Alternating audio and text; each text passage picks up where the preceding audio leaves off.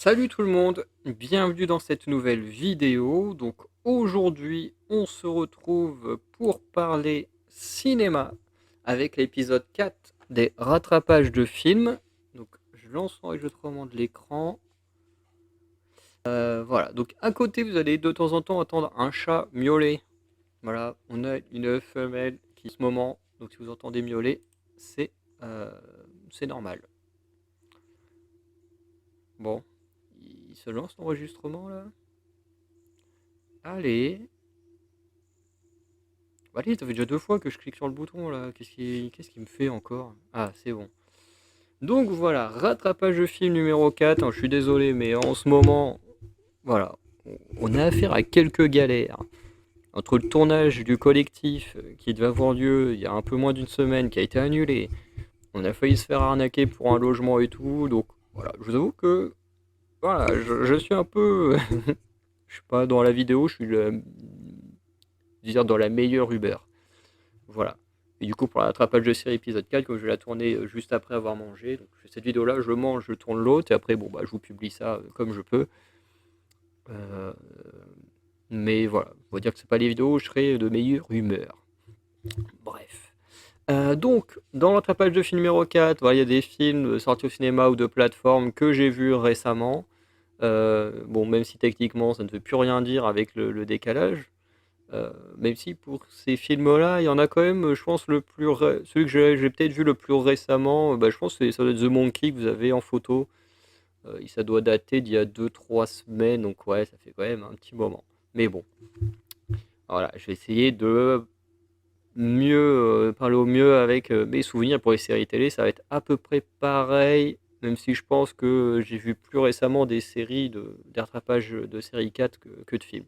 Puis comme là, j'ai déjà regardé je crois, 2 séries et 3 4 films pour la vidéo suivante, enfin pour épisode 5. Donc, il va y avoir plein de choses qui se mélangent, mais c'est pas très grave. Donc, en premier, nous avons Bastion 36, donc film français.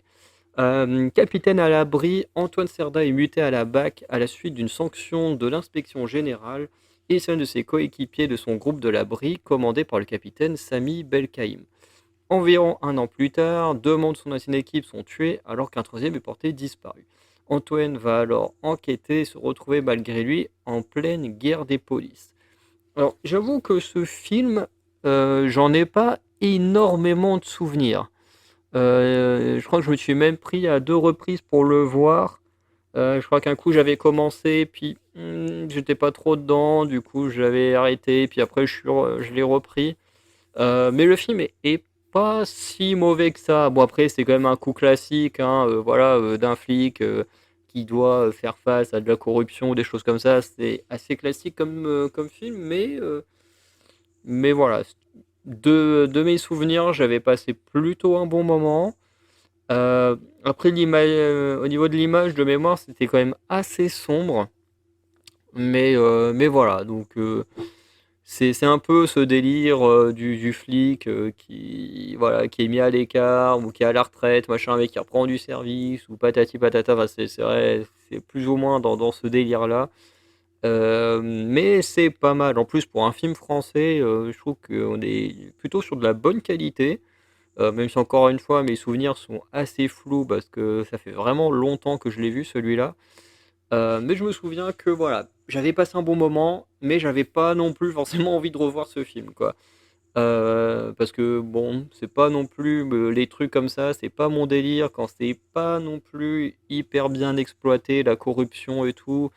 Heu, voilà, c'est pas vraiment ce que je préfère. Et comme j'en ai pas trop de souvenirs, je vais pas trop m'attarder sur celui-là. J'essayerai de le remater avant de faire les tops et les flops, histoire d'avoir un meilleur souvenir. Parce qu'il y a des films, vraiment, je les ai vus il y a des mois et des mois. J'arrive à me souvenir plutôt très bien de certains de ces films-là, hein, voire même des années, hein. Genre, si je prends les Harry Potter, ça fait des. Allez, je pense que ça fait entre 5 et 10 ans que j'ai pas regardé un Harry Potter et pourtant je les connais par cœur. Pareil, Le Seigneur des Anneaux, ça doit bien faire 1 ou 2 ans. La dernière fois que je les ai vus, je les connais par cœur aussi. Le Roi Lion, c'est pareil, ça fait au moins 5 ans que je l'ai pas vu, je le connais par cœur. Enfin, bref, il y a des films comme ça. Voilà, je les connais par cœur, même si je les ai pas vus depuis des mois ou des années. Et il y en a, ça rentre pas. Et celui-là, malheureusement, il en fait partie. Alors pourtant, il y a des films bien plus mauvais que lui dont je me souviens. Après, c'est peut-être parce qu'ils étaient très mauvais que je m'en souviens. Donc ensuite, on a eu Batman Ninja versus les Yakuza. D'ailleurs, il y a un autre Batman qui a été produit en animation, produit en Amérique du Sud, je crois, que je vais également regarder, dont on parlera prochainement. Mais voilà, Batman est confronté à une invasion d'un monde alternatif du Japon qui possède sa propre version de la Ligue des Justices, donc la Justice League. Alors, ce film-là, du coup, c'est la suite d'un autre Batman Ninja que je n'ai pas vu, mais qui nécessite pas plus que ça d'être vu. Enfin, en tout cas, quand j'ai regardé ce film-là, bon, déjà, je savais pas que c'était la suite d'un autre Batman Ninja, euh, mais j'ai pas été perdu. Honnêtement, j'ai pas été perdu. J'ai vu le film, alors oui, ils font quelques petits échos au Batman précédent, enfin au film précédent de cette série-là, mais voilà, c'est pas non plus, tu vois, une suite au point où il faut absolument tous les détails du film précédent pour comprendre, quoi. Et puis là, en plus, ça va être un multivers, parce qu'en fait, Batman enfin même la Bat Family, hein, parce qu'il y a Robin, il y a Nightwing, bon, je les connais pas tous, bref. Et, euh, et globalement, ils sont là, t'as le Japon qui a disparu de la Terre, mais qui est à moitié d'une sorte de Japon parallèle dans le ciel. Voilà, et avec dedans, du coup, les membres de la Justice League très différents, avec un Flash complètement taré, Aquaman pas totalement mieux, Wonder Woman par contre qui est gentil, bon Joker Harley Quinn ça va pas changer, euh, et Superman en boss, enfin c'est pas lui le méchant principal, mais c'est vraiment l'arme ultime du méchant principal quoi. Qui d'ailleurs j'avais été un peu déçu de la révélation du méchant, voilà. Je pense que je vais pas le dire là, mais moi personnellement j'ai été déçu. Bon, après c'est peut-être aussi parce que c'est un personnage que je connais pas tant que ça. C'est un méchant qu'on a déjà vu en live action, j'en dirai pas plus. Mais c'est un méchant qu'on a déjà vu en live action qui moi m'avait pas intéressé plus que ça. Et c'est vrai que sur les rares comics d'ici que j'ai lus, bah il n'était pas dedans. Donc voilà, c'est vraiment un personnage que je connais d'un seul film, que j'ai aimé sans plus. Donc, bah, automatiquement, voilà, la révélation que c'est lui le grand méchant, le mec qui commande même le Superman de ce monde-là, bon, c'est un peu. Bon, voilà. Après, c'est pas après, encore une fois, parce que je connais pas assez ce méchant-là. Mais le film en lui-même, je l'ai trouvé sympa, surtout pour moi qui n'aime pas Batman. Pour moi, c'est un des héros les plus surcotés de l'histoire des comics. Après, c'est mon avis personnel. Je sais que je vais me faire sûrement insulter par les fans de Batman en commentaire. Mais vraiment, c'est un personnage, j'ai jamais vraiment compris son succès, pourquoi il était autant aimé. Alors, je pense que ça dépend des comics, hein, parce que j'en ai lu des comics où il était là, où bon, voilà, j'aimais bien, et j'en ai lu où il était là, et j'étais en mode, qu'est-ce qu'il fout là? Vraiment, tu sentais que dans certains comics, Batman était là, parce que sinon, le comics, il ne se vend pas. Franchement, je crois que c'était en 2015, 2016, non, 2015, parce que je crois que j'étais encore à Hérouville. Vraiment, j'achetais les comics Suicide Squad parce que bah à l'époque il y avait le film qui était sorti, alors qui est très nul comme film, hein, mais le personnage d'Harley Quinn m'avait plutôt intéressé. Donc je me suis dit, tac, je vais acheter les comics ou aller dedans. Du coup, c'était ceux avec la Suicide Squad. Sauf qu'à un moment donné, t'avais une histoire qui commençait dans la Suicide Squad, et puis ensuite il fallait continuer dans la série Justice League. Puis ensuite il fallait revenir dans la série Suicide Squad pour avoir la fin. Puis je crois qu'ils faisaient ça une ou deux fois. Euh, et du coup, ça m'avait obligé à acheter et lire la Justice League hein, pour comprendre un peu ce qui se passe. Et vraiment, t'as la Justice League, vraiment, où dedans, t'as que des gens vraiment pétés. Enfin, je trouve que les gens dedans étaient complètement pétés. Genre, t'avais du Lobo, du Black Canary, comment elle s'appelle, celle qui a les pouvoirs liés à une sorte de glace, là, ou je sais plus quoi. Bref, t'avais elle, et puis au milieu, t'avais Batman, vraiment, et qui, en plus, dans le comics, ne fait pas grand-chose, quoi. Vraiment, tu sentais qu'il était là, parce que sinon, le comics ne se vendrait pas. Parce que même dans les autres histoires du comics, genre, ça tournait autour de Superman. Je crois qu'il y avait un truc sur Superman ou Supergirl, genre un truc comme ça. Enfin, pas vraiment d'histoire sur Batman. Faudrait que. Bon, après, mes comics sont tous en carton. En plus, ceux de DC, je me souviens de les avoir mis en carton. Donc, j'ai un peu la flemme de fouiller mes cartons juste pour trouver l'info. Mais voilà, en tout cas, tu sentais que Batman était là juste parce que bah voilà, la communauté fan de Batman est tellement élevée que bon bah ils se sont dit en fait euh, on a besoin de ça pour vendre quoi. Et ça se ressentait vraiment dans l'histoire. Et du coup voilà, tout ça pour dire que voilà, je ne suis pas un fan de Batman et pourtant j'ai aimé ce film, hein. Franchement, vous pouvez le regarder, visuellement c'est vachement beau. Bon après l'histoire, voilà, elle est basique, hein, c'est des super vilains, voilà les Yakuza, parce que là-bas c'est pas des super héros, ils ont pas de super héros, ils ont les mêmes capacités, mais ce sont tous des criminels, des Yakuza qui se partagent une partie du Japon. Enfin, du moins, les Yakuza dont font partie Superman, Aquaman, Flash et Green Lantern. C'est vrai qu'il y a la meuf de Green Lantern là, qui est vachement badass aussi. Qui du coup ont pris le contrôle du Japon et t'as le groupe de Wonder Woman qui est le seul groupe de Yakuza qui fait encore un peu résistance, bref. Et voilà. Et du coup, eux, ils viennent. Alors, je crois qu'il y en a un d'entre eux qui vient. Je sais plus trop comment ça se passe. Il y en a un d'entre eux qui vient sur Terre. Non, c'est quand ils se rendent compte que le Japon a disparu, qu'ils se mettent à enquêter, et là, ils se rendent compte que le Japon il est dans le ciel. Et là, du coup, bon, bah voilà, ils essayent de réparer ce sort de problème de multivers, enfin de monde alternatif, bref. Et voilà.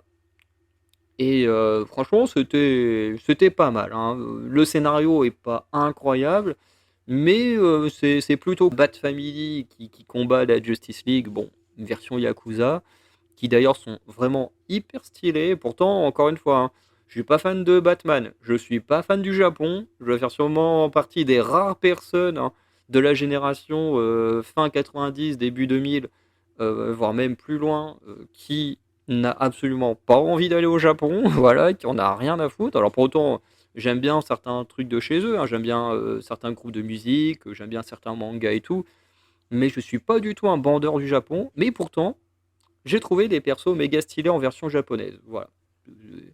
C'est tout ce que je peux dire. Surtout, je trouve surtout Green Lantern, ça lui va super bien. Bon, Wonder Woman, ça fait pas tant de changements que ça, je trouve.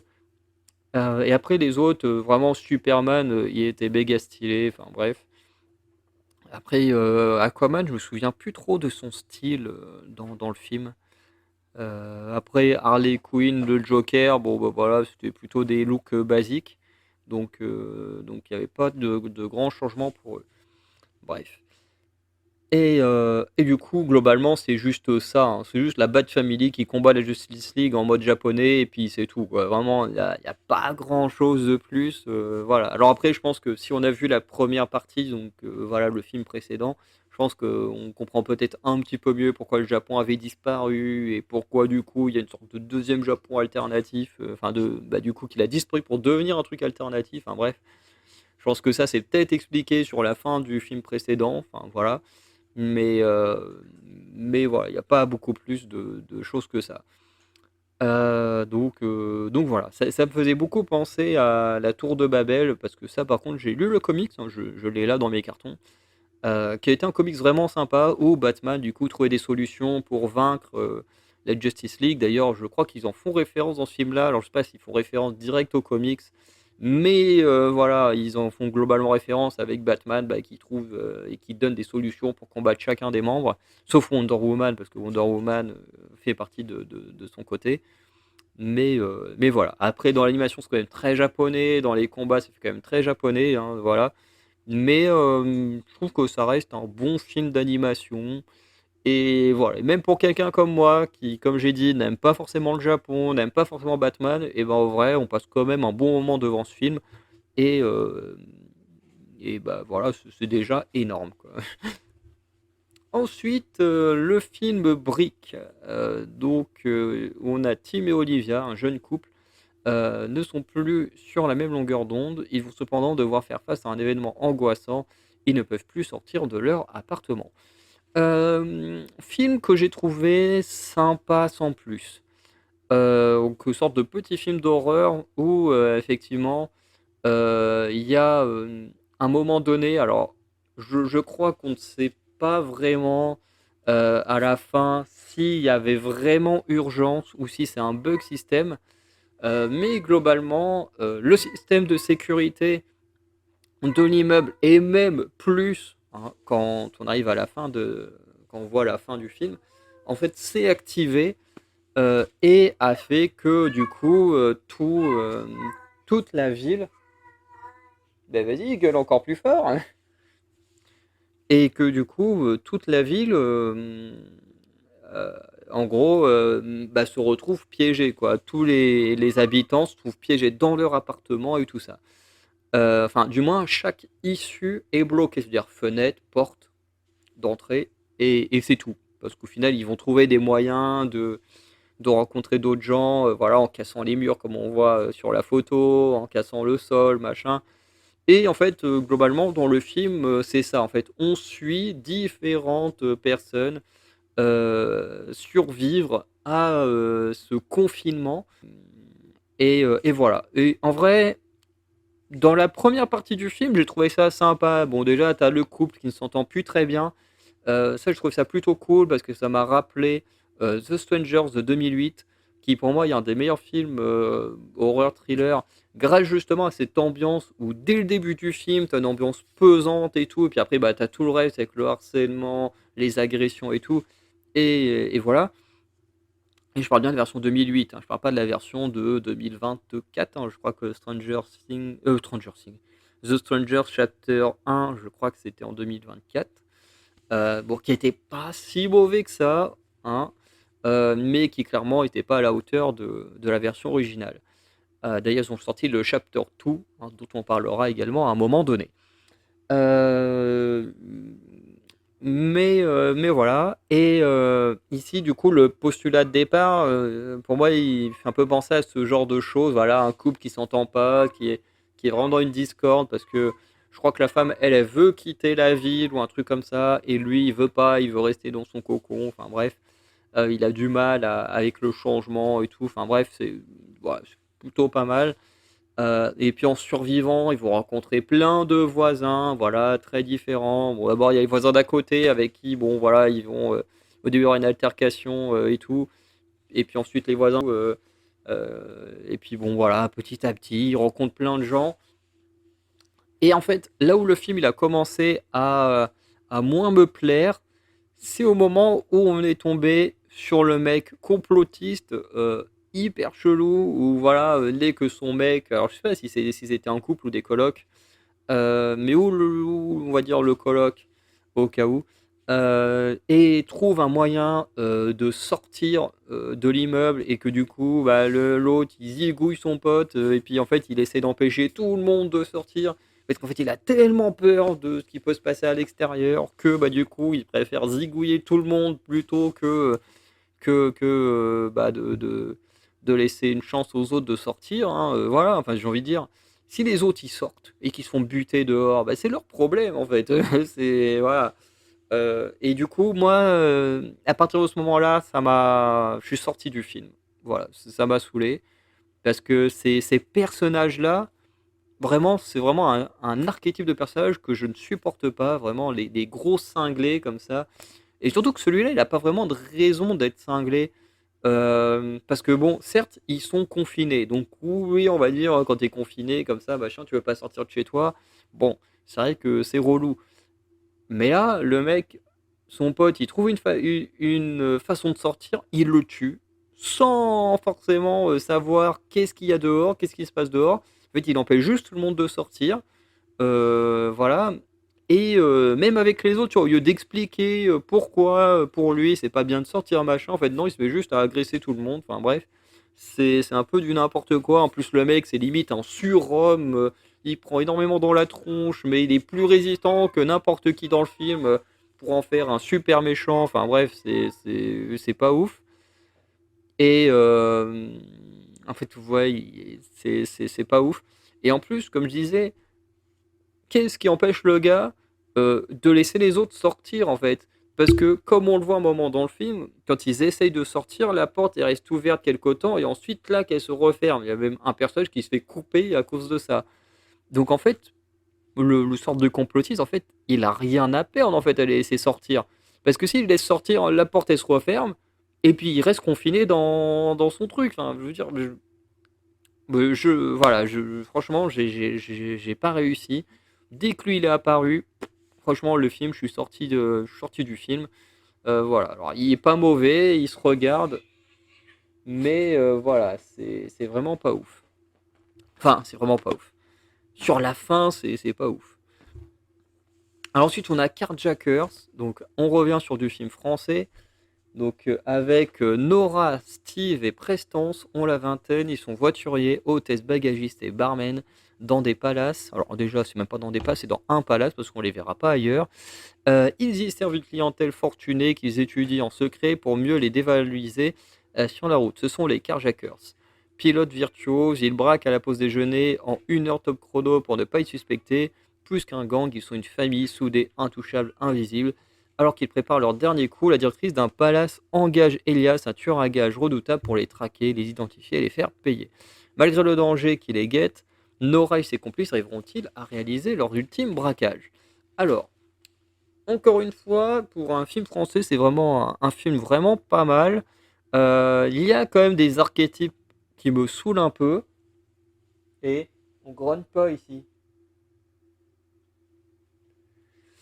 Il y a un archétype qui me saoule, c'est vraiment l'archétype où, tu sais, t'as toujours un groupe, dans ces films-là, t'as toujours un groupe où ils font leur coup, tout se passe toujours très bien, et c'est toujours, quand c'est le dernier coup, où ça se passe mal. Et ça, c'est vraiment très chiant. Donc, honnêtement, après, pour moi, voilà, ça dévalorise pas le film, ça en fait pas un mauvais film. Mais j'avoue que à chaque fois, allez, c'est le dernier coup, et là, boum, tout part en cacahuète. C'est un peu chiant, quoi. Mais bon, ça n'enlève pas la qualité du film, hein. Voilà. D'ailleurs, dans ce film, on a un des personnages principaux qui était le méchant dans La Cage, qui est une très mauvaise série. On retrouve Franck Gastambide, que j'ai trouvé meilleur que dans La Cage, hein, très clairement. Dans La Cage, le mec, c'était une catastrophe. Il était pas bon en coach. Vraiment, quand tu as un coach qui n'est pas capable de mettre un coup de pied correctement, tu te dis c'est la honte, vraiment. Franchement, j'ai détesté La Cage. Mais ici, en tant que méchant, je trouve que Franck Gastambide, il fait le taf. Il est vraiment dangereux. Voilà, je trouve que il a vraiment quelque chose qui se dégage. En fait, je pense qu'il faut que Gastambide, il arrête de se donner des beaux rôles, parce qu'en fait, les rôles de méchant, je trouve que ça lui va mieux. En sachant que beaucoup de gens, parce que je vois beaucoup de gens critiquer Gastambide, en avoir marre de lui, ne pas l'aimer du tout, chez les gens qui regardent les films comme moi de manière générale. Donc autant qu'il joue des méchants, comme ça, bah, il a déjà un truc qui rend son personnage détestable facilement, quoi, pour une grande partie des gens, quoi. Parce que même sur Facebook, Instagram et tout, je vois quand même plus de gens le critiquer que vraiment l'apprécier. Bref. En tout cas, moi, je n'ai pas plus d'avis, hein. J'ai vu une version où j'ai pas aimé, une version où je trouvais qu'il était très bien, donc voilà. J'ai pas de plus d'avis que ça sur lui, quoi. Une bonne série, enfin une mauvaise série, un bon film. Bon. Mais voilà. Par contre, le film, moi, là où j'étais un peu déçu, c'est plus au départ, en fait, quand j'ai vu le titre, le résumé. Alors, c'était pas celui-là, c'était un autre résumé que j'avais vu. Voilà, quand tu vois l'affiche, tu vois, tu t'attends un peu à un film à la Fast and Furious. En fait, moi, je pense que c'est ça au début, qui m'a un peu déçu, c'est que je m'attendais à une sorte de Fast and Furious, voilà, avec un groupe de mecs et de meufs, voilà, qui manient bien le volant et puis bah, qui vont faire des petits braquages, bah, comme c'était dans le premier film Fast and Furious où ils braquaient les camions. Puis bon, après, ils ont braqué des trucs encore plus gros à partir de Fast and Furious 5, mais voilà. Moi, je m'attendais à ce genre de film, tu vois, je m'attendais vraiment à un peu à un Fast and Furious à la française. Et là, non, c'est pas vraiment ça, en fait. Là, c'est vraiment, un groupe de jeunes qui dépouillent des gens fortunés euh, et qui ont également commis de mémoire des mauvaises choses, hein. Il y en a certains qui agressent, qui étaient des gens vraiment pas ouf.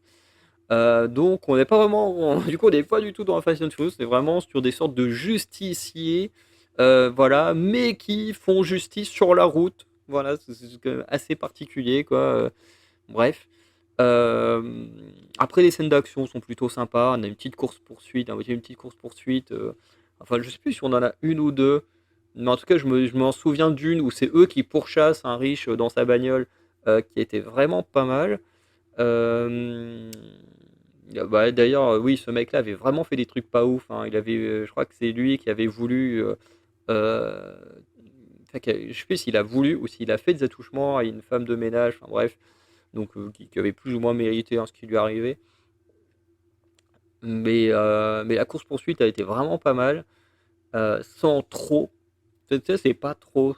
Ouais, globalement, c'est pas abusé comme les courses-poursuites de Fast and Furious, surtout dans les derniers films, quoi. Mais voilà. Après, les scènes d'action sont sympas. Encore une fois, Gaston Bide en méchant, moi, je trouve beaucoup plus crédible que quand il veut se la jouer, le mec super cool et tout. Donc voilà. Et sinon, bah, en vrai, j'ai pas grand-chose de plus à dire parce qu'en vrai, le film, voilà, il y a pas grand-chose de plus à dire, hein. C'est juste un groupe voilà, qui va faire leur dernier casse et puis bah voilà, ça va mal tourner.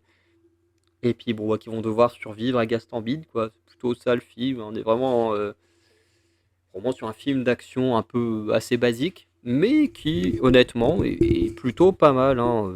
Voilà, franchement, si vous êtes un peu frileux de cinéma français, je peux vous conseiller, même si pour moi on n'est pas encore au niveau comment il s'appelle, merde. En plus, on a parlé de la trilogie il y a pas si longtemps que ça, enfin en début d'année ou fin d'année dernière. Oh, merde, comment il s'appelle les films d'action, Les Balles perdues. Pour l'instant, je trouve qu'en termes de films d'action, je pense que ça fait vraiment partie des meilleurs films français de ces dernières années. Voilà. Au début, j'étais un peu frileux à les regarder. Quand je voyais trop de youtubeurs me dire ouais, balle perdue, trop bien comme film français, je me suis dit oula, quand trop de personnes commencent à dire que c'est génial, je suis un peu frileux. Et vraiment, balle perdue, c'était vraiment pas mal. Mais bon, je pense que balle perdue avait quand même un budget beaucoup plus gros que Carjackers. Faudrait vérifier. Mais quand tu vois les courses-poursuites, les scènes d'action dans balle perdue, où c'est un peu plus exagéré quand même. Mais quand tu les vois, tu sens que le budget, voilà, tu regardes les deux films l'un après l'autre, tu sens voilà, que le budget est assez différent. Alors ensuite, on a Home Sweet Home Rebirth, qui, de mémoire, est une adaptation d'un jeu. Si je dis pas de bêtises, en tout cas, c'est sûr que c'est une adaptation. Lorsqu'une ville est envahie par une foule possédée par le démon, un policier doit retrouver la source du mal pour sauver sa famille. Film que j'ai trouvé vraiment pas mal. Franchement, j'ai vraiment aimé ce film. Euh, alors que j'ai vu en VO, je regarde rarement des films en VO STFR, mais celui-là, de mémoire, je l'ai vu en VO STFR. D'ailleurs, ça faisait bizarre de retrouver euh, William Mosley dans un film parce que depuis Narnia, bah, on l'a quasiment pas vu, hein. D'ailleurs, quasiment la plupart du casting, hein, enfin, entre guillemets, parce que bon, on a quand même Jess McAvoy qui est pas mal ressorti après grâce à Split, les X-Men et tout ça. Bon, on a quand même le nain, là, Peter Dinklage, qui joue dans le 2, qui ensuite bah, a fait Game of Thrones, hein, qui a percé Game of Thrones, qui est aussi apparu dans les X-Men. Euh, Qu'est-ce qu'il y a eu d'autre? Bah, Ben Barnes, qui ensuite a fait le puzzle dans The Punisher. Donc il y en a quand même deux, trois qui s'en sont sortis après, euh, après le monde de Narnia, qui était pas trop connu à l'époque, hein, parce que bon, euh, merde, comment elle s'appelle, Tilda Swinton, bon, elle était déjà connue avant, mais les autres, beaucoup moins. Mais c'est vrai que, bah, par exemple, les quatre gamins, tu vois, on aurait pu s'attendre à ce qu'ils percent, et finalement, bon, bah, ils ont pas trop percé. Je pense que c'en est mieux sorti, c'est Will Putler, qui ensuite a fait le labyrinthe, bon, là, qui est dans le MCU. bon, qui a dû faire d'autres choses comme tout le monde, hein, mais voilà, qui, je trouve, n'ont pas forcément eu la lumière qu'ils auraient pu mériter en fonction de ce qu'on en pense. Voilà, je me suis refait le Monde de Narnia, le premier film, il y a pas longtemps, et j'ai autant adoré que quand j'étais gamin, donc franchement, je trouve ça un peu dommage. Mais du coup, bah, quand j'ai eu dans Home Sweet Home, Rebirth, bah, j'étais content de le voir. Voilà, bon après, c'est quand même assez particulier, parce que vous savez, c'est ce genre de film qu'on a déjà vu plusieurs fois, hein. Je crois qu'il y a eu le cas avec un film avec Tom Cruise, il y avait eu un film aussi avec, je crois que c'est Matt Damon, vous savez, ces films où vous avez un blanc avec que des Asiatiques autour. Là, c'est vraiment, c'est vraiment ça. Bon, après, là, ils ont une excuse plutôt valable, hein, parce que le personnage de William Mosley est en couple avec. Alors, je sais plus c'est quel pays d'Asie.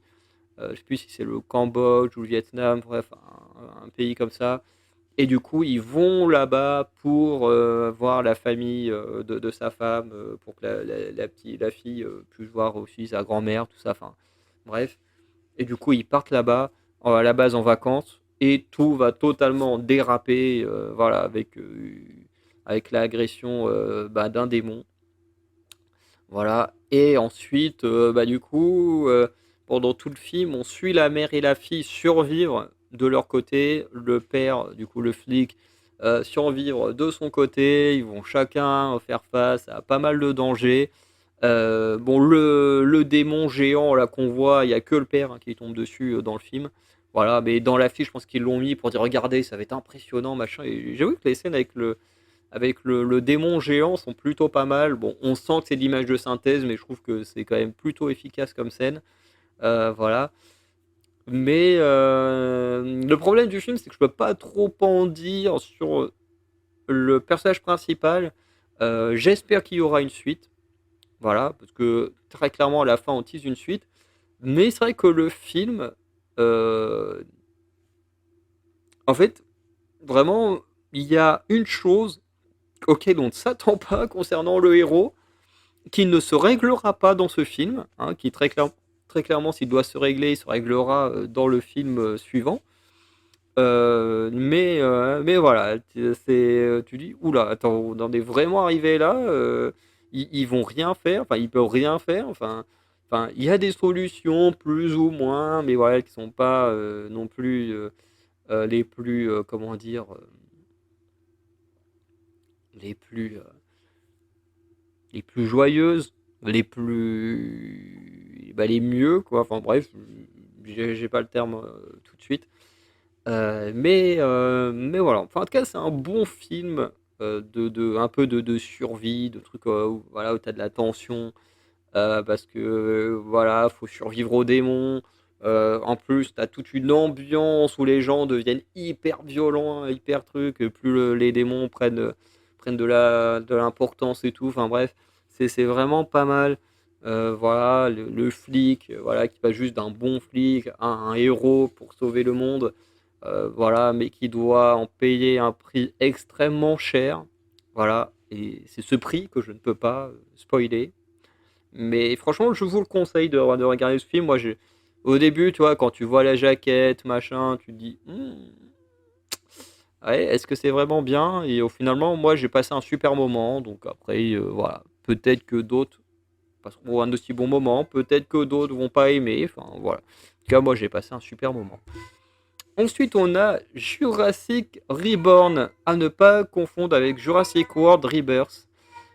Euh, Où le synopsis, le voici. Lorsque des recherches de pointe aboutissent à la création des dinosaures vivants, une équipe de scientifiques sur une île isolée doit risquer sa vie et affronter ces créatures afin d'empêcher leur fuite et une attaque sur le continent. Alors, ce film, c'est clairement du sci-fi pur. Alors, quand je dis du sci-fi, ça ne veut pas dire que c'est sci-fi qui a produit ce film, mais je veux dire, on est clairement dans la veine des films de sci-fi, dans la veine des films type Sharknado, tout ça, parce qu'on est vraiment sur du film très très moyen. Voilà, c'est vraiment pas ouf. Voilà, donc en fait, en gros, le film il commence à des scientifiques qui font des expériences sur des dinosaures, enfin sur des œufs de vélociraptor, qui du coup, grâce à des produits, des trucs liés à leurs expériences, en fait, vont faire grandir, en accéléré les raptors. Sauf qu'en fait, les raptors ne vont jamais, entre guillemets, arrêter de grandir.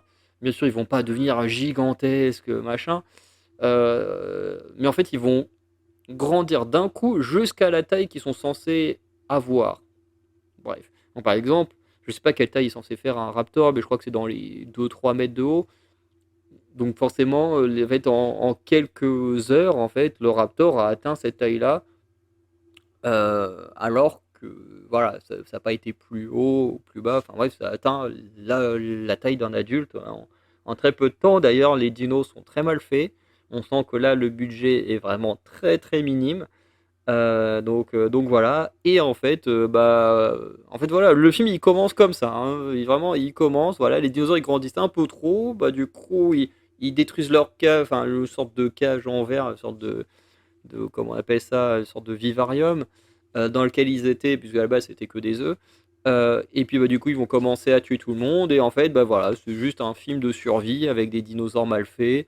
Bien entendu, tu apprends que voilà il y a des gens qui ont payé un scientifique pour essayer de récupérer les raptors machin, enfin bref. Donc voilà, et du coup, bon bah voilà, t'as un mélange entre on survit, puis t'as un gros salaud, voilà, qui veut récupérer les raptors, qui fout la merde. Et bon, voilà. Alors c'est vrai qu'au début, on ne s'attend pas à qui est le traître. Ça, j'avoue que je m'y attendais pas. Mais voilà, c'est pas le film auquel, euh, auquel on va le plus s'attacher concernant les dinosaures. En plus, j'ai appris qu'il y a un autre film avec des dinosaures qui est sorti cette année. Donc on est l'autre entre Jurassic Reborn, l'autre je sais plus comment il s'appelle, puis Jurassic World Rebirth. Finalement, c'est vrai que quand on compare Jurassic World Rebirth avec le reste de la saga des Jurassic, tu te dis, ouais, c'est pas ouf. Et finalement, quand tu le compares aux autres films de dinosaures sortis la même année, tu te dis, ah, finalement, c'est un chef-d'œuvre. Bref, alors après, j'ai pas encore vu le troisième film de dinosaures qui est sorti cette année, mais bon, rien que quand tu le compares à celui-ci, tu sens que, ouais, Jurassic Rebirth est quand même beaucoup mieux. Voilà, bon, après, c'est pas le même budget non plus, hein, faut pas non plus exagérer. Mais voilà. En tout cas, en tout cas, si vous avez envie de, voilà, de voir un film avec des dinosaures à bas budget, que ça vous dérange pas, bah, franchement, ça se regarde. C'est pas le pire film que j'ai vu cette année, mais voilà, c'était pas non plus incroyable. Ensuite, on a La Nuit des Clowns. Donc voilà, quand Queen emménage avec son père dans la petite ville de Keeter Spring, elle fait rapidement la connaissance de Frendo le clown, la mascotte locale. Cette dernière est célébrée chaque été lors d'une grande fête en son honneur. Mais la fête va rapidement tourner au cauchemar quand des adolescents commencent à disparaître, rendant bien réelles les légendes qui circulent autour de Flendo. Donc qui, je crois, est une adaptation d'un roman, si je me souviens bien. Euh, et je fais attention à ce que les chats ne se battent pas trop entre eux. Bon, là, je vois qu'ils sont en train de jouer, mais comme la femelle, des fois, elle est vraiment mauvaise avec les autres. J'essaie de faire attention en même temps. Alors du coup, film, en plus dedans, il y a Kevin Durant, que moi j'aime beaucoup, qui joue le maire dans ce film. Et film que j'ai beaucoup aimé, honnêtement. J'ai passé un super moment parce que le film s'assume pour ce qu'il est. C'est-à-dire de la comédie horrifique. Et effectivement, bah, c'est de la comédie horrifique. Voilà. Faut pas s'attendre à un film d'horreur hyper sérieux. Mais en même temps, ça reste un film devant lequel on passe un bon moment. Donc effectivement, comme le dit le synopsis, hein, on suit des adolescents qui vivent des vies d'adolescents, hein, voilà, avec la Queen qui vient d'arriver, qui rentre dans un groupe de potes, et puis qui vont petit à petit avoir des grosses emmerdes, puisque Frendo le clown, comme je crois c'est chaque année pendant la fête, euh, oui c'est ça, chaque année, et en fait les clowns se mettent à tuer des adolescents. Et en fait, c'est vraiment une. Ah putain, je déteste quand je perds les mots comme ça. En plus, j'en suis sûr, j'éteindrai la vidéo, j'aurai le mot direct. Parce que si j'arrêtais la vidéo. Qui perpétue la tradition. Et le film, honnêtement, il est sympa, il est plutôt marrant. Voilà, moi j'ai passé un bon moment devant. Voilà, il y a des scènes qui sont plutôt drôles. Moi, il y en a une qui m'a vraiment fait rire. Où à un moment donné, t'as une meuf qui se fait tuer par un clown. Et, enfin, elle se fait embrocher à la fourche par un clown. Et t'as l'héroïne, Queen, qui du coup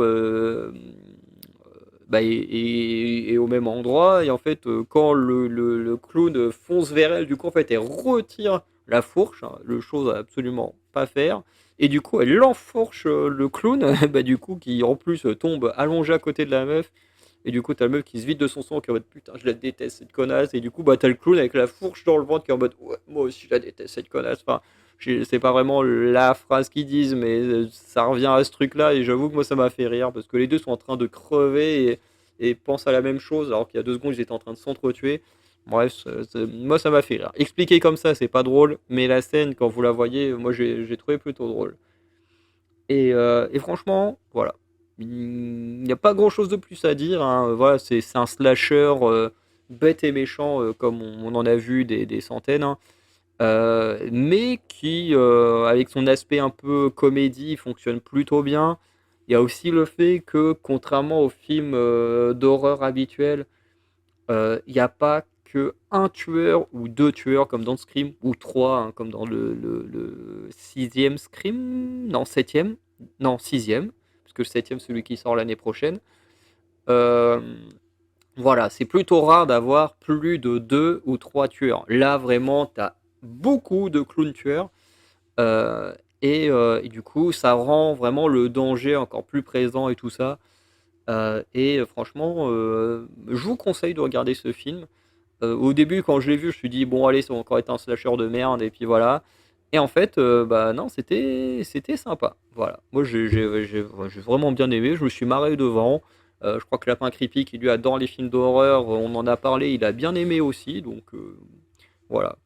C'est, voilà. On est plusieurs à avoir bien aimé dans mon entourage, donc franchement, ça peut être un bon film à mater pour passer un petit moment d'horreur en se marrant, quoi. Alors ça, on va aller très vite. Lego Disney Princess, l'alliance des méchants. Donc lorsqu'Ariel, Moana, Tiana, Réponse et Blanche-Neige, d'ailleurs à l'époque je ne l'avais pas encore vue parce que je la vois à l'écran mais je n'avais pas encore vu Vaiana à l'époque. Voilà, j'ai vu ça après. Donc quand ils apprennent que Gaston a fait appel à Ursula, Jafar et la méchante reine pour les aider à vaincre les princesses, elle recrute Aurore, Belle et Cendrillon pour une confrontation ultime entre le bien et le mal. Donc du coup, Moana, c'est le nom original de Vaiana, j'imagine. Euh, et ben franchement, bon, tu vas arrêter de grogner. Du coup, alors déjà, c'est pas vraiment un film, c'est plus un court métrage. Je crois que ça dure 20-30 minutes. Qui est la suite d'un autre court métrage qu'il y a eu avant que je n'ai pas vu honnêtement. Mais voilà. Donc effectivement, hein, c'est tout simple, hein, voilà, t'as les persos Disney, enfin les princesses qui font leur petite vie. T'as Gaston qui lui veut prendre le contrôle du château où vivent les princesses, qui fait appel aux méchants. T'as une des princesses, je me demande si c'était pas Blanche, Blanche-Neige, qui tombe, enfin qui découvre ça, et qui du coup réunit les autres en mode allez vas-y on fait une équipe, machin. T'as le miroir qui te fait apparaître deux trois princesses, hein. Bah, les trois princesses qui sont à la fin du 6. Et puis, bah, tout ensemble, elles vont juste casser la gueule aux méchants. Est-ce que t'as une sorte d'autre créature qui apparaît, qui fait fuir certains méchants? Enfin bref, c'est un peu un bordel. Honnêtement, ça se regarde tranquille, voilà. C'est pas incroyable comme court-métrage. Après, avec le précédent, est-ce que ça se combine bien? Je sais pas. Mais, mais voilà, après, c'est pas non plus le court-métrage. Bon, après, déjà, je regarde quasiment pas. Mais voilà, c'était pas. Voilà, c'était pas. Je sais pas comment dire, parce qu'en vrai, c'était. En même temps, ça en reprend les codes, hein, voilà, un danger qui arrive et puis on se prépare au danger, voilà, on combat le méchant, puis bon voilà, c'est résumé très très rapide, mais voilà. Donc là, on a juste quelques princesses qui se réunissent pour foutre la pâtée à quelques méchants. Voilà, il y a quand même des petits affrontements qui sont très cool. Voilà, mais très rapidement, quand t'as une autre créature qui apparaît, voilà, ça fait fuir tous les méchants, et puis bon, bah voilà, le film se termine là-dessus, quoi. Bref, c'est. Ouais, je sais pas trop quoi en penser. C'est moyen, voilà. N'hésitez pas à le regarder, mais c'est moyen. Moi, j'ai regardé parce que j'aime bien Disney et tout ça, mais voilà, en plus, je me suis dit, tiens, une union de gentils, de méchants, ça va être sympa, mais bon, voilà, c'était moyen. Ensuite, on a le Murder Club du jeudi. Oh, le synopsis est tellement long que j'hésite à le lire. Oh la vache. Donc, dans la maison de retraite Cooper's Chase, un groupe d'amis. Attends, dans la maison de retraite Cooper Chase, donc c'est le nom de la maison de retraite, ok. Un groupe d'amis se réunissent chaque jeudi pour résoudre des affaires de meurtre non résolues pour le plaisir au sein d'un murder club. Parmi eux se trouve l'ancienne espionne Elizabeth Best, qui je crois est jouée par Helen Mirren, donc anciennement Narcisse. Attends, c'était Narcisse ou Narcissa Malfoy? Bref, l'ancienne infirmière Joyce Meadowcroft, un ancien responsable syndical Ron Ritchie et ex-psychiatre Ibrahim Arif. Donc Ron Ritchie qui vient, j'ai oublié le nom de l'acteur, et Ibrahim Arif qui est joué par oh merde, en plus je l'adore ce mec. Ben, ça c'est Ben quelque chose, Ben Kingsman, un truc comme ça. Voilà, le chauve, là, lui, j'adore cet acteur en plus. Ben Kingsley, je crois. Oui, non, c'est Ben Kingsley, je crois que c'est ça. Euh, que j'avais adoré quand j'avais vu dans Prince of Persia en premier, puis après, voilà. Donc voilà, leur passion va prendre un tournant dramatique quand ils se retrouvent mêlés à une véritable affaire, celle de la mort suspecte de Tony Curran, l'un des propriétaires de Cooper's Chase, qui voulait protéger la maison de retraite ainsi que le cimetière afférent d'un projet immobilier. D'ailleurs, je crois qu'il y a David Tennant dans le film, si je me souviens bien, qui aurait expulsé les résidents. Mais l'affaire prend une toute autre tournure quand le principal bénéficiaire de cette mort, Ian Vetham, est assassiné à son tour. Voilà. Bon, le film était sympa. Honnêtement, je l'ai pas trouvé incroyable, hein. Voilà, c'est un peu du Sherlock Holmes avec des personnes à la retraite. Bon, Euh, en fait, je sais pas. En fait, l'enquête en elle-même, je l'ai trouvé plutôt cool. Même si techniquement, à la base, ils enquêtent sur un crime qui a eu lieu il y a très longtemps. euh, mais du coup, ils arrivent d'un coup, ils se retrouvent avec un vrai meurtre chez eux, puis ils vont plus ou moins réussir à résoudre les deux affaires d'un coup, quoi. Enfin bref. Mais voilà, on est clairement dans des trucs du type Sherlock Holmes et tout, mais avec des persos à la retraite. Bon, après, quand tu vois le casting, bon, ça fait plaisir. Bon, après, il y en a que 2 sur 4 que je connais. Il joue Ron Ritchie, je sais qu'il est très connu, je crois que c'est un ancien James Bond ou une connerie du genre. Je crois que c'est. Mais je peux pas dire une connerie sur le nom, mais je crois que c'est un ancien James Bond. Bref. Mais voilà, le film, je sais pas, il est bien, mais sans plus, hein, voilà, comme beaucoup que j'ai vu. Je pense que j'ai dû lui donner la moyenne, comme la plupart. Enfin, quand je dis la moyenne, quand même un peu plus, hein, j'ai dû le mettre entre 6 et 7, comme une bonne partie des films qu'on a dans cette vidéo. Mais je sais pas, j'ai pas été emballé plus que ça par le film. Voilà, il est sympa, mais voilà, c'est un truc d'enquête classique. Faut réussir à rentrer dans le délire, voilà, je veux dire, je trouve que même si c'est une adaptation d'un bouquin, ou voilà, euh, rentrer dans un délire comme ça avec des personnes âgées, tu vois, je trouve que c'est plus difficile à rentrer dedans. Là, le casting fait que bon, ça passe parce que bon, bah, c'est un casting dont la plupart des gens connaissent les membres principaux. D'ailleurs, même dans les acteurs plus jeunes, ils ont pris des gens connus, hein. Je crois, comme j'ai dit, de moi, je crois qu'il y a David Tennant, voilà. Je crois que le fils de Ron Ritchie est également un acteur assez connu et tout. Donc voilà, ils ont quand même un bon casting quoi, pour quand même attirer plusieurs générations, mais surtout des générations quand même assez vieilles. Quand tu vois les acteurs, bah, c'est surtout une génération plutôt vieille qui va être attirée par ce film-là, ou des gens de mon âge qui ont un peu grandi avec certains de leurs films, mais c'est quand même plus la génération avant la mienne qui les ont connus, quoi. Et du coup, je trouve que voilà, ça rend plus difficile de rentrer dans le film pour une génération assez jeune qui ne les ont pas connus et qui vont se dire bon, bah, quitte que je vais m'emmerder à regarder un Sherlock Holmes avec des papys, quoi. Euh, mais voilà, le film reste quand même sympa. Il y a des choses un peu, voilà, un peu moyennes, hein, je trouve, comme le côté, vous savez, euh, où il s'allie avec un flic, genre vraiment. Voilà, parce qu'en gros, ils ont leur petit club dans leur coin, mais bon, techniquement, c'est pas vraiment officiel. Mais t'as des flics, voilà, qui rentrent dans leur jeu, voilà, qui du coup vont les aider. Bon, tu vois, ça, je trouvais ça un peu, ouais, un peu moyen. Euh, voilà, j'ai envie de dire, voilà, vous êtes des vieux à la retraite, il y a des vrais meurtres, vraiment, bah, restez à l'écart, quoi. Genre, là, non, ils sont là, ils travaillent tous main dans la main. Enfin, quand je dis tous, j'exagère, mais vous avez compris l'idée, quoi.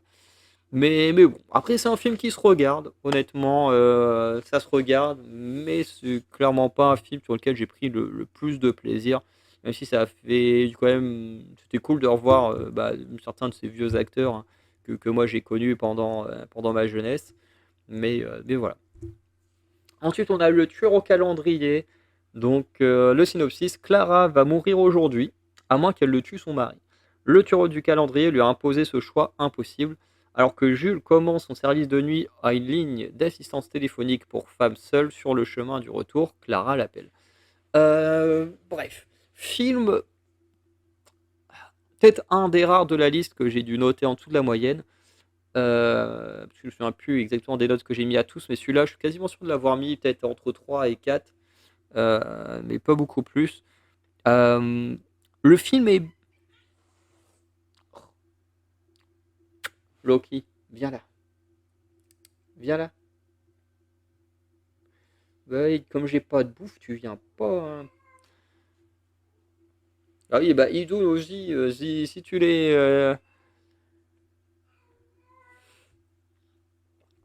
ah, t'es bizarre, hein. Tu les appalgues, et après, une fois qu'ils sont à côté de toi, tu leur grognes dessus.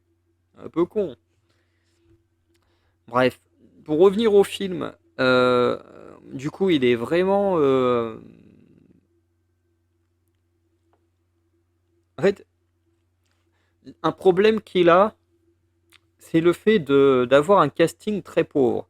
Et je parle pas de qualité d'acteur ou d'actrice, hein, bon, ils sont pas mauvais, hein. Euh, mais le fait déjà d'avoir très peu de personnages dans ton casting, déjà, ça fait que euh, essayer de deviner qui est le tueur au calendrier, bah en fait, tu le devines toi-même extrêmement vite. Pour donner un exemple, ça fait penser à Five Nights at Freddy's, où dans Five Nights at Freddy's, voilà, le mec, bon, il va dans le resto, machin, il tombe sur les créatures, enfin les animatroniques, machin, et puis tu découvres qu'il y a une personne qui contrôle les animatroniques, machin, et, euh, et qui va s'en prendre j'allais dire à Pita, parce que c'est comme ça qu'il s'appelait dans Hunger Games, je me souviens plus du nom du gars dans Five Nights at Freddy's, même l'acteur, j'ai oublié son nom. Mais voilà. Et forcément, quand le gars il est là et puis qu'il enlève son masque et que tu fais oh bah tiens, c'était Matthew. Attends, est-ce que c'est vraiment lui? Attends, Matthew. Il y a tellement de Matthew. Matthew Perry, c'est Friends. Ah, c'est ça. Matthew Lewis, c'est Neville Londubat. Donc lui, c'est Matthew Lillard. Si je me trompe pas. En gros, comment il s'appelle Sammy dans Scooby-Doo ou Stu dans Scream. Mais bref, quand le gars le son, il fait. Bon, enfin, bon, j'exagère quand je fais coucou, c'est moi. Bien sûr, il fait pas ça. mais très clairement, tu l'as pré-shot à l'avance que c'était lui. Bah, parce qu'en fait, t'as pas d'autres acteurs dans le film, en fait. T'as le héros, t'as la gamine, t'as le crush du héros, et puis t'as le patron qui a envoyé le héros dans la pizzeria. Donc automatiquement, quand à la fin t'as un perso qui arrive en mode c'est moi le méchant, essaie de deviner qui je suis. Bah automatiquement tu sais que c'est lui parce que t'as pas vu d'autres personnages dans le film, donc ça peut être que lui. Et le tueur au calendrier, c'est le même cas. Dans le tueur au calendrier, bah en fait, comme t'as quasi pas d'acteurs, hein, je crois que tu dois avoir à peine 4-5 acteurs dans le film, hein, allez peut-être un peu plus, euh, mais en vrai, il doit pas y en avoir beaucoup plus de 10 acteurs. Et en fait, au final, ben, automatiquement, bah, tu vois le film et au bout d'un moment, tu te dis, ouais, en fait, je sais qui est le méchant, en fait. C'est tellement évident, en fait. Il y a tellement peu d'acteurs dans le film ou d'actrices que, bah, en fait, bah, voilà, tu sais par élimination, en fait, tu sais très vite qui c'est parce que, ben, quand le seul bah, qui n'a pas de comment dire, qui n'a pas d'alibi, ben tu fais bon bah ok bah c'est lui le méchant, hein, voilà. Et ça c'est un truc qui est très dommage. Je trouve ça un peu chiant ces films où bah du coup t'as un casting avec très peu de monde où on essaye de te mettre un mystère sur le méchant ou quoi que ce soit, alors qu'en fait bah en réalité bah quand tu délaisses un personnage parce que tu essayes de garder du mystère sur lui, mais en fait, juste ne pas le montrer pendant les trois quarts du film, c'est pas la bonne manière de faire du mystère parce que du coup, on se doute que ce sera cette personne-là. Donc voilà, je sais pas comment ils peuvent faire pour remanier un scénario quand ils ont peu de personnes dans le film, mais le problème c'est que les trois quarts du temps, bah tu pré-shots à l'avance qui est le méchant, et là c'est le cas. Et c'est un peu dommage parce que, en vrai, dans l'idée, le principe du tueur au calendrier qui laisse un message chez toi en mode voilà, à telle date, tu vas mourir, sauf si tu tues ton mari. Voilà. Et en vrai, je trouve le concept plutôt sympa. Voilà, c'est quand même assez nouveau, hein, ce concept du voilà, tu veux vivre, bah tu tues la personne avec qui tu vis. Voilà. C'est voilà, c'est un concept, hein, voilà. Je sais pas ce qui est arrivé aux méchants hein, pour qu'il en arrive là à faire subir ça aux gens. Euh, mais voilà. Après, j'ai quand même bien aimé l'ambiance. Elle est quand même assez posante tout le long du film, machin. Voilà, parce que dès le début du film, il y a déjà cette idée de tueur au calendrier et tout. Donc voilà. Et du coup, quasiment tout le film se passe au téléphone. Mais il y a quand même voilà, cette déception de se dire, bah, en fait, au bout, je sais pas, peut-être d'un quart, la moitié du film, bah, en fait, tu pré-shots qui est le méchant juste parce qu'en fait, bah, c'est évident, il y a tellement peu de personnages que bah, tu sais qui est le méchant. Ensuite, Mac Walter, voilà peut-être un des films que j'ai le plus mal noté de l'année. Inspiré de personnages inventés par Mister V sur YouTube, Mark Walter met en scène un agent secret complètement décalé. Après avoir vaincu un criminel menaçant la planète, il s'apprête à faire son deuil de Tracy, sa compagne disparue accidentellement lors de cette précédente mission. Mais son repos est de courte durée, une vague d'explosions mystérieuses secoue le monde. Exaspéré par ses méthodes trop radicales, son agence le convoque avant de l'accuser directement. Sur chaque site touché, des traces de son ADN ont été trouvées.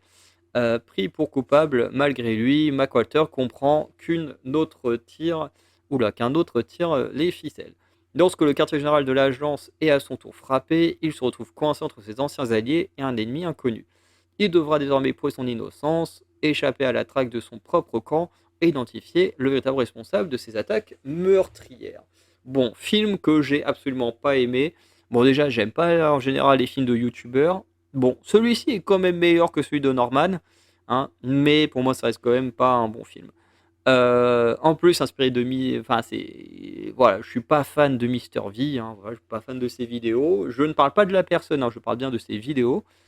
Donc voilà, et en plus, pardon, tu sens que le film c'est juste une succession de vannes qu'il peut faire dans ses vidéos.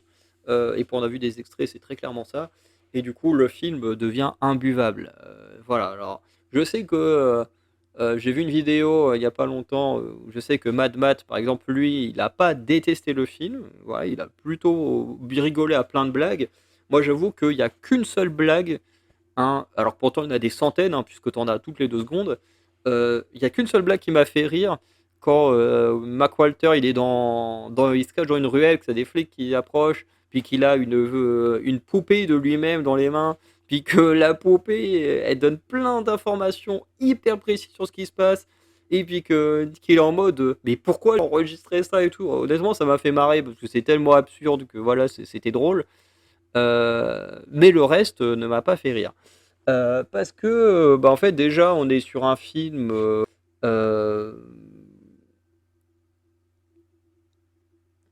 on est sur un film assez classique, hein, pareil, ce genre de film où une agence se retourne contre toi et puis tu dois te débrouiller pour prouver ton innocence. Bon, c'est très, très clairement la plupart des missions impossibles, hein, voilà. Euh, mais en beaucoup moins bien fait, parce que bah, là, tu as tout l'humour qui vient tout gâcher. Et surtout, je vais revenir un peu sur ce qu'avait dit le youtubeur, je crois que c'est Adam Bro, un truc comme ça, qui a fait une vidéo dessus, qui avait fait une vidéo sur Mac Walter pour expliquer pourquoi le film voilà, était plus ou moins raté. Et en fait, je trouve que ce youtubeur avait raison. Parce que, en fait, son problème à Mac Walter, surtout quand dans la même année tu as le film The Naked Gun, donc y a-t-il un flic pour sauver le monde? Et bah là, automatiquement, tu fais le parallèle et tu vois que il y en a un qui est vraiment très drôle et très bon, et l'autre bah, qui est vraiment très mauvais, quoi. Et surtout que Mac Walter, j'ai vraiment ressenti le moment à des moments qu'il fallait que je rigole. Quand d'un coup, t'es là, t'as un gros plan sur Mister V, et puis qu'en mode, ah le bâtard! Genre, ils font ça à plein de fois dans le film. Et là, je sentais que c'était vraiment le moment où t'étais censé rire. Et je me suis dit, en fait, c'est juste hyper gênant. J'ai pas envie de rire là tout de suite. Enfin, je veux dire, ça me fait pas rire. Donc, forcez pas avec un gros plan sur le perso, avec la réplique. Alors, c'est peut-être une réplique culte de Mister V sur ses chaînes YouTube ou j'en sais rien, moi.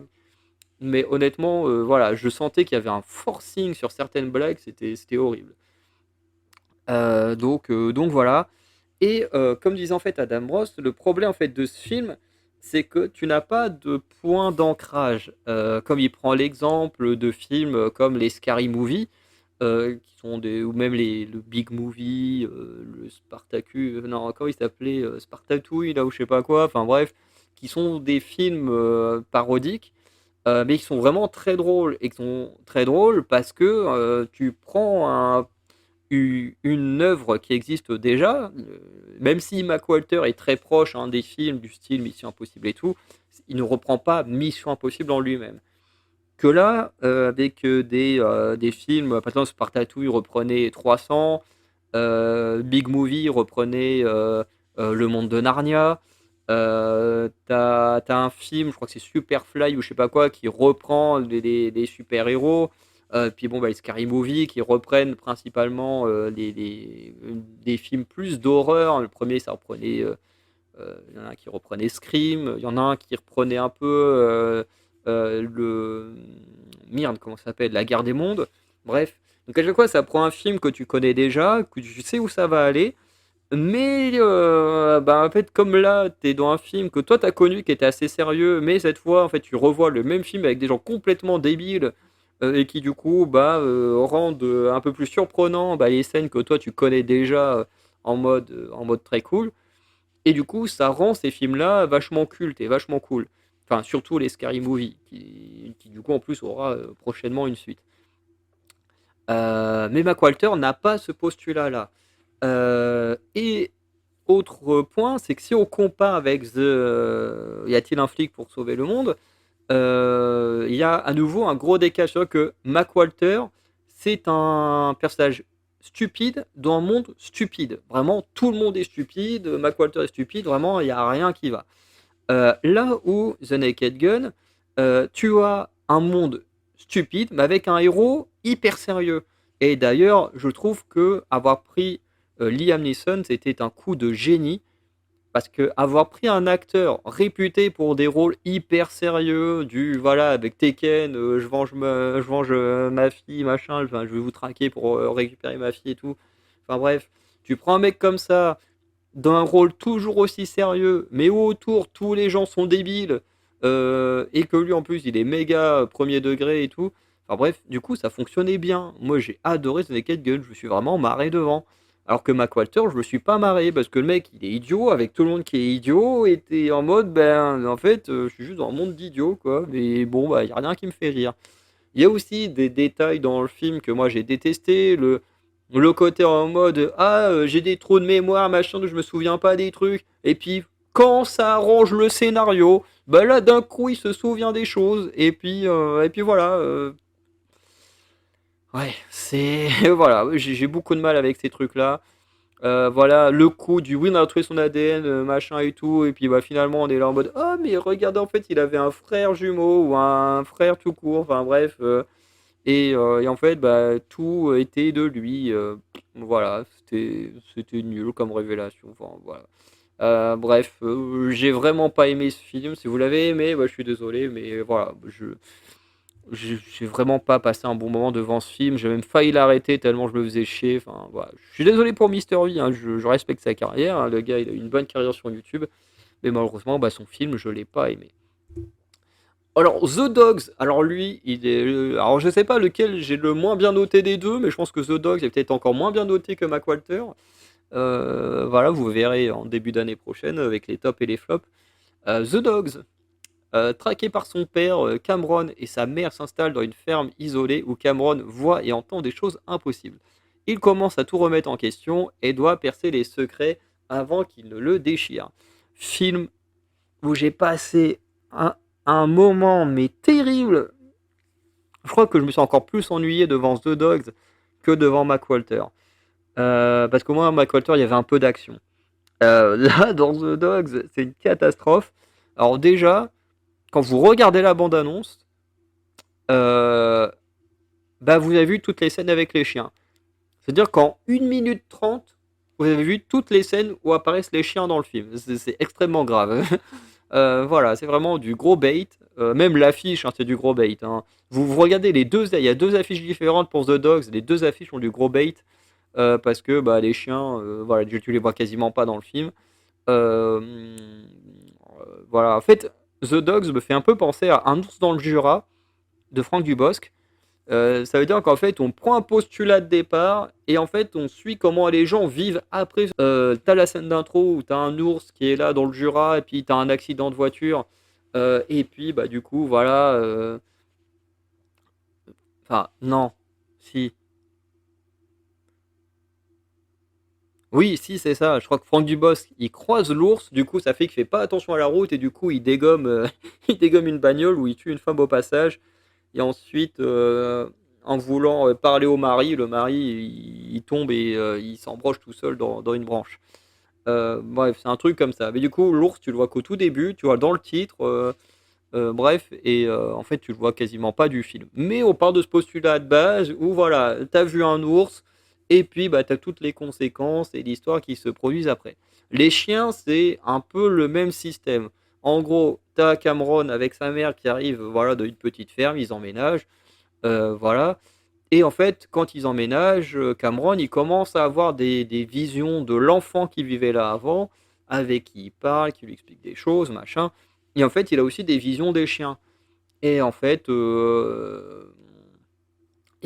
voilà, le truc des chiens, c'est que eux, ils ont fait des choses il y a longtemps, et en fait, on suit en fait ensuite que des événements qui se produisent après ce qui s'est passé avec les chiens il y a longtemps. C'est-à-dire que les chiens ne sont pas réellement là dans le présent, quoi. Bref. Donc c'est un peu ce genre de système de film que voilà. Encore un ours dans le Jura avait un côté un peu divertissant, mais je trouve que là The Dogs c'est vraiment pas ouf. Je me suis vraiment ennuyé tout le film. Euh, voilà, en plus, un peu comme dans The Boy, hein, dans The Boy avec Lauren Cohan, que j'aime beaucoup ce film, où tu as Lauren Cohan qui fait la babysitter de la poupée de Bram et qui essaye d'éviter son mari violent. Ici, on a un peu la même chose, où Cameron et sa mère, ils viennent vivre dans cette ville-là parce que, pareil, il y a un père violent et tout. Voilà, qui est juste là pour mettre un peu de tension, parce que au moins dans The Boys, t'avais la poupée qui mettait vraiment de la tension et tout. Alors que comme là, t'as rien qui te met vraiment de la tension, à part des fausses scènes avec des chiens qui sont pas vraiment là en plus. Bon bah voilà, il a fallu qu'on foute un père violent pour mettre un peu de dangerosité dans le film. Bref, de mémoire, je crois que c'est aussi une adaptation. Je suis assez curieux de lire le livre pour voir si le livre il est mal adapté ou s'il est aussi mauvais que le film. Bon, j'imagine que ça peut pas être aussi mauvais dans un bouquin, tu peux plus facilement détailler les choses, expliquer des choses, que là où un film d'1h20, 1h30, c'est plus difficile. Mais franchement, c'est une des choses les plus pénibles que j'ai vues cette année, donc franchement, celui-là, je vous le conseille pas. The Monkey. Donc voilà, lorsque les jumeaux Bill et Hal trouvent le vieux jouet de singe de leur père, une série de morts effroyables commence. Les deux frères décident de jeter le jouet et de poursuivre leur vie tout en s'éloignant l'un de l'autre. Alors, film que j'ai trouvé plutôt sympa, honnêtement. Voilà, je m'attendais pas à grand chose, hein, en plus adaptation d'un bouquin de Stephen King. Je m'attendais pas à grand chose, j'ai été plutôt agréablement surpris. Même si je trouve que t'as un des jumeaux, là, le connard, là, qui est insupportable. Franchement, t'as envie qu'il te prenne un karma et que voilà, il souffre bien, tellement il est insupportable comme perso. D'ailleurs, les jumeaux, version adulte, joués par Theo James, hein, ça faisait longtemps, je crois que je l'avais pas revu depuis Divergente, cet acteur-là. Mais voilà, qui joue très bien, hein, d'ailleurs. Mais voilà, le truc en gros, c'est que dans la famille, voilà, ils ont ce singe. Et en gros, quand tu l'actives, le singe il se met à taper du tambour et quand il fout son dernier coup, paf, t'as quelqu'un qui finit par mourir, qui finit par mourir, tout simplement. Et voilà, le film est plutôt sympa. T'as une partie où quand ils sont enfants, voilà, où bon bah voilà, ils testent la peluche, et ben contreusement, bon voilà, ça va tuer des gens et tout. Et au bout d'un moment, il décide de jeter la peluche et de se dire, bon voilà, on laisse tomber, on s'en approche plus jamais, voilà. On a compris que la peluche tuait les gens, et voilà. Sauf que bon, bah, la peluche, tu sais pas trop comment elle fait, mais bon, elle réapparaît toujours, euh, elle réapparaît toujours proche d'eux, hein, bon voilà. Sauf après, quand ils sont un peu plus grands, c'est carrément un des jumeaux qui récupère enfin je dis la peluche, le singe là où ils l'ont mis, quoi. Mais voilà. Et en fait, le truc, c'est que t'as un jumeau en fait, qui arrête pas d'utiliser le singe parce qu'en fait, comme il veut tuer son frère avec le singe, alors au lieu d'aller tuer son frère directement, il préfère utiliser le singe, sauf que le singe, lui, il a pas envie, donc le singe, il tue plein de gens, mais absolument pas son frère. Enfin bref, c'est vraiment du n'importe quoi. Mais ça reste sympa, ça reste original. Le seul truc quoi, qui m'a déçu, c'est en fait la façon dont le film a été monté. Ce qui veut dire qu'en fait, quand le film il commence, tu as une personne avec le singe qui essaye de se débarrasser du singe, de le mettre à un truc de vente, là, un peu à picache, des trucs comme ça. Sauf que ça marche pas, hein, parce que la personne va activer le singe parce qu'elle va pas croire que le singe tue des gens. Et puis tu vois le perso en train de brûler le singe au lance-flamme, et ensuite on te lance le film avec les persos quand ils sont enfants. Ce que tu te dis, bah en fait, tu viens absolument de gâcher tout le film en faisant ça. Voilà, même si le film, encore une fois, j'ai dit, il est très cool, hein, on passe un très bon moment, voilà. Mais quand t'as un perso qui est là, au début du film, adulte, en train de brûler le singe au lance-flamme, et qu'ensuite, bah, tu passes à quand il est enfant, et puis à quand il est adulte, et puis machin, et que tu dis, bon, bah, en fait, la scène d'intro se passe après la fin du film, tu te dis, bah, en fait, à aucun moment, tu ne ressens du danger pour le héros. Et ça m'a fait chier. Ça m'a fait chier parce qu'en fait, euh, bah, en fait, t'es dans un film d'horreur, t'es censé avoir peur pour les persos, t'es censé avoir un petit truc quand même où tu dis ah merde, lui je l'aime bien, il peut crever et tout. Sauf que bah à partir du moment où le narrateur raconte son histoire et que au début du film bah il est en vie et puis qu'après bah on est que bah, dans ce qu'il raconte, bah, en fait tu te dis en fait, tu peux pas avoir peur pour lui, donc automatiquement, ben, un des effets que le film est censé avoir sur toi, ben, en fait, il disparaît aussitôt. Et ça, c'est dommage. Ça, j'ai trouvé ça très dommage. Mais le film reste plutôt un bon film avec une tension quand même bien travaillée, bah, plus pour les autres persos que le héros. Mais voilà, c'est quand même pas mal. Ensuite, on a Une nuit au zoo. Donc, une nuit, une météorite s'écrase sur le zoo de Culpeper, libérant un virus qui transforme les animaux en mutants zombies baveux. Gracie, une jeune louve excentrique, s'associe avec Dan, un puma bourru et redoutable, pour trouver un moyen de retourner à sa meute. Lorsque tout le zoo va être contaminé, ils doivent élaborer un plan pour que les animaux redeviennent eux-mêmes. Avec l'aide d'un groupe de survivants, Xavier le lémurien cinéphile, Frida la capybara fougueuse. Donc, Une nuit au zoo, honnêtement, c'est un film que j'ai plutôt bien aimé. Voilà. Petit film d'animation. Alors, l'animation, je la trouve pas très jolie, hein. Vous voyez là les persos, j'aime pas trop les chara design. Je trouve que c'est pas très beau. Mais le film est plutôt cool. Voilà, parce que globalement, le film, hein, il est assez simple, hein. Voilà, c'est des animaux qui sont dans un zoo. Voilà. Et puis la nuit, une nuit, la louve va sortir de son enclos, va un peu barouder et tout. Et puis elle va tomber sur une créature qui vient d'arriver au zoo. Sauf que cette créature est un petit, enfin à la base, il y a un petit lapin tout mignon, mais qui est, alors là, vous ne savez pas trop pourquoi ce truc est zombifié, mais il va essayer d'attaquer tout le monde, et en fait, petit à petit, bah, plus il va avoir de gens, bah, plus le zoo va se transformer en plein d'animaux zombies absolument partout. Et puis bah, du coup, les personnages vont tenter de survivre et de trouver une solution pour dézombifier tout le monde. Bon, le film reprend très clairement les codes, hein, des films de zombies, mais tu sens que c'est fait pour les enfants, voilà, avec l'animation, avec les animaux, voilà, ils rendent le truc un peu mignon quand même, voilà. Il y a aussi beaucoup d'humour, hein, dans le film, voilà, mais c'est pas mal, hein. Les versions zombies sont plutôt amusantes. Voilà, en plus, tu un côté un peu Lego, hein, parce que les versions zombies, tu peux les détacher, ils se rattachent le corps et tout. Enfin bref, c'est assez marrant et tout. Bon, après, la solution pour dézombifier tout le monde est un petit peu à chier, mais bon, bah, après, il fallait bien trouver une solution, hein. Voilà, parce que je crois qu'ils utilisent un produit, genre un produit lavant ou je sais pas quoi. Enfin, au début, ils pensent que c'est ça, mais finalement, ils découvrent que c'est autre chose. Enfin, ouais, je sais plus trop quel truc précis, mais bon, c'était vraiment pas ouf. Mais voilà, c'est un mélange de trucs de zombies où il faut survivre et en même temps où il faut sauver tout le monde de leur version zombie pour que tout le monde redevienne zoo. Enfin bref, c'est sympa. Juste l'animation que je trouve pas ouf. Mais le film en lui-même, franchement, j'ai passé un très bon moment. Voilà, moi j'aime bien ce genre de petits films. Voilà, déjà les films d'animation avec les animaux, j'aime beaucoup. Voilà, hein, vous savez, j'adore Le Roi Lion, j'adore Zootopie, bon, j'adore Frire des ours. Bon, Nemo un peu moins, parce que je l'ai trop vu à cause d'Oraka. Mais en général, j'aime bien ce genre de film.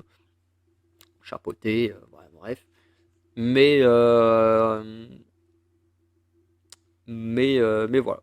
À part l'animation qui est pas ouf, honnêtement, le film il se regarde bien. En plus, il se regarde bien avec des enfants quand même d'un certain âge, enfin non plus qu'ils soient trop jeunes. Mais avec, pour, je veux dire, pour des enfants, pour une entrée dans le monde de l'horreur, je trouve que ce film est plutôt pas mal, hein, parce que tu vois, il commence à utiliser des codes de l'horreur, mais il reste quand même, avec son animation et tout, quand même très, et puis son humour, quoi, ça reste quand même très enfantin. Donc je pense que voilà, des gamins, ils peuvent rentrer dans le monde de l'horreur avec ce genre de film, c'est pas trop mal. Et j'imagine que c'est le dernier film, celui-là. Ouais. Donc Zombie Cat, hein, désolé pour la faute d'orthographe, l'aube des vampires. Zed et Addison découvrent les mondes en guerre de Sunnyside et Shadyside. D'ailleurs, c'est assez marrant qu'il y ait un Shadyside ici, alors qu'il y a aussi un Shadyside dans les bouquins et les films Fear Street, qui sont beaucoup plus anciens, du coup, les bouquins, bien sûr, pas les films. Lors d'un voyage d'été après leur première année d'université, rencontrant deux nouveaux groupes de monstres. Alors, ce film, il est trop nul. Franchement, c'est vraiment pas ouf. En plus, c'est dommage parce que l'actrice là, c'est Freya Sky, que moi j'ai découvert en tant que chanteuse il y a pas longtemps et j'ai beaucoup aimé en tant que chanteuse. Mais alors là, le film, Oh, c'est une catastrophe. Oh, c'est une catastrophe. Bon, déjà, on a les personnages qui partent à moitié, voilà, en voyage d'été et tout. Bon, ok. Euh, parce que honnêtement, j'ai vu tous les films zombies, hein, mais je me souviens que du premier. Le 2 et le 3, le 2, j'en ai des très vagues souvenirs. Le 3, j'en souviens même pas. Mais alors celui-là, voilà, ils sont comme ça. Ils ont un accident ou je sais pas quoi parce que à cause, en fait, ils entrent dans une zone qui détraque la montre des personnages, comme le héros qui est zombifié, mais qui, grâce à sa montre, il peut avoir une apparence humaine, mais voilà, sa montre se détraque, bah, il reprend sa forme zombie. Enfin bref. Puis là, il se passe ça pendant qu'ils sont au volant, donc c'est une sorte d'accident ou je sais pas quoi. Donc je sais même plus pourquoi ils se séparent, mais ils se séparent à moitié pour trouver une solution. Et du coup, bah, t'as la blonde, là, habillée en bleu, là, Addison, qui du coup tombe sur un groupe de vampires. Voilà, un groupe de vampires qui ont une sorte de pouvoir lié au vent, machin. Bon, qui est un côté assez gothique et tout, qui colle assez bien aux vampires. Et t'as Z qui lui tombe sur un autre groupe qui sont, je crois, des semi-vampires ou un truc comme ça, qui sont des vampires qui font du kung-fu et qui lancent du feu. Je crois qu'ils lancent du feu. Ça, j'en suis plus certain à 100%, mais en tout cas qu'ils fassent du kung-fu, ça c'est sûr. Et là, tu te dis, quoi? C'est quoi ces vampires qui font du kung-fu? C'est n'importe quoi. Enfin bref. Et du coup, pareil, t'apprends qu'il y a une sorte de météorite ou je sais pas quoi qui a donné leur pouvoir aux deux clans, machin. Et que du coup, t'as une sorte de clairière où chacun essaye d'en prendre la possession parce que ce serait le vrai territoire de chacun, machin. Donc ils essayent d'y rentrer pour en prendre possession. Bref, c'est très mauvais. Voilà. Et surtout que c'est le classique. T'as deux clans qui s'affrontent. Et finalement, c'est en s'alliant tous ensemble qu'on trouve la solution et qu'on réussit à vivre bien. Bref, le truc hyper classique. Les chansons sont pas hyper mémorables, hein. Il y a quelques chansons du premier zombie que moi j'aime bien réécouter, notamment celui au niveau des élections, sorte de débat aux élections entre Z et l'humain qui fait face à lui. J'ai oublié le nom, mais la chanson elle est vraiment très cool. Là, honnêtement, j'ai pas retenu vraiment de chansons. Je sais même plus s'il y en a, tellement je m'en souviens pas. Et le film en lui-même est pas ouf, quoi. Je veux dire, d'un coup, on te balance qu'il y a des vampires dont tu n'as jamais entendu parler avant, qui sont dans un coin très dans leur coin, eux, avec un lieu, une sorte de lieu jardin surnaturel, quoi. Voilà, il faut faire des épreuves pour ouvrir la porte. Enfin bref, c'est ouais, non, c'est vraiment pas ouf. Alors, et en plus, c'est vrai que maintenant que j'y pense, ça combine vraiment la plupart des trucs là de camp d'été. Voilà, t'as l'impression qu'à chaque fois que t'as un camp d'été, il faut forcément que des camps s'affrontent pour être le meilleur ou quoi que ce soit. On l'a vu notamment dans un American Pie. On l'a vu genre dans un des Fear Street, hein, dont je parlais avant. Avant que les tueurs en série apparaissent, cette confrontation entre Shadyside et Sunnyvale. Euh, Qu'est-ce qu'il y a d'autre comme truc de camp d'été? Bon, il y avait bon, c'est pas une référence, il y avait Woody Woodpecker aussi, hein, En fait, chaque fois que tu as un camp d'été, tu as confrontation entre deux camps. Voilà. Et bon, bah, ce film-là, on fait pas exception, hein, et comme il faut des épreuves, des machins, bah là, tu as deux groupes de vampires qui essayent certains de s'affronter, certains de devenir amis. Enfin, bon. Voilà, une petite catastrophe. En même temps, j'ai envie de dire, quand tu arrives au quatrième film zombie, voilà, que t'as plus énormément de choses à raconter, bon bah voilà, ça se ressent énormément. Ce qui est dommage parce que le film aurait pu être vraiment bien, mais bah malheureusement, ça n'est pas le cas. Voilà. Donc on va pouvoir arrêter la vidéo là et puis bah conclure, hein. Donc voilà, film pour la plupart, hein, qui sont quand même plutôt sympas, hein, ils sont pas, pour la majorité, ouais, ils sont quand même sympas. Il n'y a pas beaucoup qui sont vraiment, vraiment mauvais, hein. Moi, franchement, j'ai quand même passé un bon moment devant la plupart. Certains que j'ai trouvé vraiment très bien et d'autres bon, que j'ai trouvé beaucoup plus pénibles. Mais bon, après, ça, c'est un peu voilà, les goûts et les couleurs, hein, voilà. Je sais à l'avance qu'il y a des films que moi j'ai pas aimé et que vous allez trouver bien et inversement. Ouais, c'est comme ça le cinéma.